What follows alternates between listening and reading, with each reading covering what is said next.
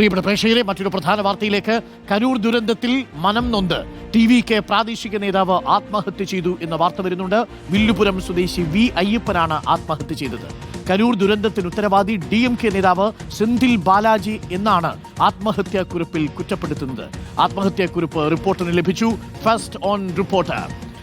അതേസമയം കരൂർ ദുരന്തത്തിൽ കൂടുതൽ ടി.വി.കെ നേതാക്കളുടെ അറസ്റ്റിന് സാധ്യതയുണ്ട്. Party general secretary N. Anand അടക്കമുള്ളവർ ഒളിവിലാണ്.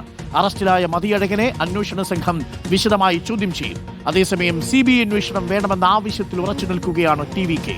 NDAയുടെയും കോൺഗ്രസിന്റെയും പ്രത്യേക സംഘം കരൂർ സന്ദർശിക്കും. വിജയെ ഉടൻ അറസ്റ്റ് ചെയ്യണമെന്നാവശ്യപ്പെട്ടുള്ള പോസ്റ്ററുകൾ വ്യാപകമായി നശിപ്പിച്ചു.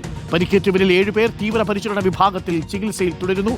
ഇക്ബാൽ അറക്കലും അഷ്കർ അലി കരിമ്പയും ചേരുന്നുണ്ട് കരൂരിൽ നിന്ന്.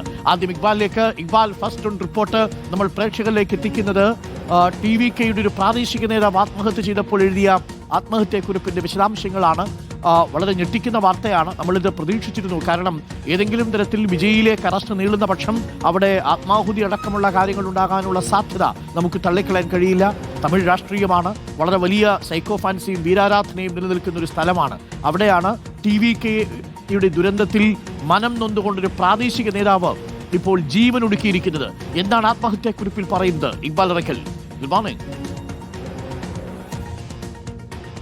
Arunkumar, good morning. അരുൺകുമാർ നേരത്തെ സൂചിപ്പിച്ചതുപോലെ തന്നെ തമിഴ്നാട്ടിൽ മുമ്പും പല ആളുകളുടെയും അല്ലെങ്കിൽ പ്രധാനപ്പെട്ട നേതാക്കളുടെ അറസ്റ്റോ അല്ലെങ്കിൽ മറ്റ് നടപടികളോ ഉണ്ടാകുന്ന കാലത്ത് ഇത്തരത്തിൽ പ്രവർത്തകർ ആത്മഹത്യ ചെയ്യുന്ന ഒരു സാഹചര്യം ഉണ്ടായിരുന്നു. ഇത് തന്നെ ഈ കരൂർ ദുരന്തത്തിന്റെ സമയത്തും സംഭവിക്കുമോ എന്നൊരു ഭയവും ഭീതിയും ആളുകൾക്കിടയിൽ ഉണ്ടായിരുന്നു. ഏതായാലും ഇന്നലെ വൈകിട്ടാണ് ടി.വി.കെയുടെ വില്ലുപുരത്തെ പ്രാദേശിക നേതാവായിട്ടുള്ള വി അയ്യപ്പൻ വീട്ടിൽ തൂങ്ങി മരിക്കുന്ന ഒരു സാഹചര്യം ഉണ്ടായത്. പോലീസ് എത്തി വി അയ്യപ്പന്റെ വീട്ടിൽ ഒരു പരിശോധന നടത്തിയപ്പോഴാണ് അയ്യപ്പന്റെ കിടപ്പുമുറിയിൽ നിന്ന് ആത്മഹത്യാക്കുറിപ്പ് ലഭിക്കുന്നത്.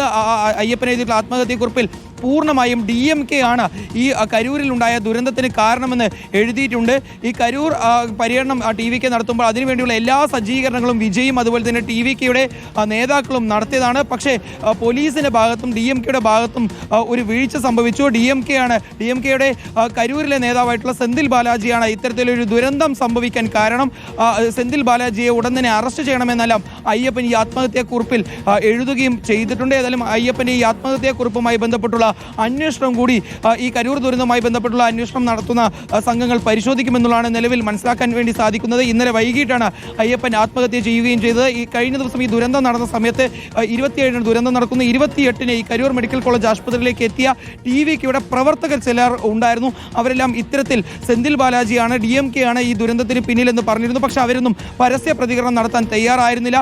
പക്ഷേ അയ്യപ്പൻ ഇത്തരത്തിലൊരു പ്രതികരണം അത് തന്റെ ആത്മഹത്യാക്കുറിപ്പിൽ എഴുതി വെച്ചുകൊണ്ടാണ് ഇന്നലെ വീട്ടിൽ വെച്ച് ജീവിതം അവസാനിപ്പിക്കാൻ വേണ്ടിയുള്ള ഒരു തീരുമാനം എടുക്കുകയും ചെയ്തിട്ടുള്ളത്. ഏതായാലും അയ്യപ്പന്റെ മരണം അത് വലിയ രീതിയിലുള്ള ചർച്ചകൾക്കും വിവാദങ്ങൾക്കും തുടക്കമിട്ടിരിക്കുകയാണ്. ഇതുമായി ബന്ധപ്പെട്ടുള്ള അന്വേഷണം നടക്കും. അരുൺ സൂചിപ്പിച്ചതുപോലെ തന്നെ CBIയുടെ അന്വേഷണം ടി.വി.കെ ആവശ്യപ്പെടുന്നത് ഇത്തരത്തിലൊരു സാഹചര്യത്തിലാണ്. ഹൈക്കോടതിയുടെ മേൽനോട്ടത്തിൽ ഒരു സ്വതന്ത്ര അന്വേഷണം നടക്കണം, അല്ലെങ്കിൽ CBI പോലുള്ള സ്വതന്ത്ര അന്വേഷണ ഏജൻസികളെ കൊണ്ട് കരൂർ ദുരന്തം അന്വേഷിപ്പിക്കണമെന്നുള്ളതാണ് ടി.വി.കെയുടെ ആവശ്യം.